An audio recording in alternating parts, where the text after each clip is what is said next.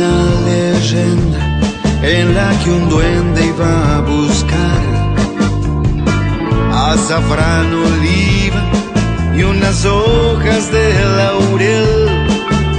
Cargaba una olla y una cuchara nada más. Cantaba muy feliz sus secretos al pasar. Hoy voy a cocinar y llevarte hasta el cielo, descubriendo colores en bosques nos vamos a perder. Seguiremos aromas, los encontraremos, y en un fuego celeste el sabor de la vida estallará. Déjalo que salga, algo bueno enseñará.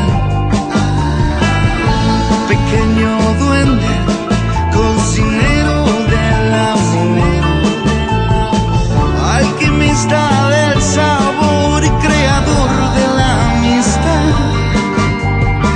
Donde esté tu magia, nadie se resistirá. Hoy voy a cocinar y llevarte hasta el cielo, descubriendo colores en bosques nos vamos a perder.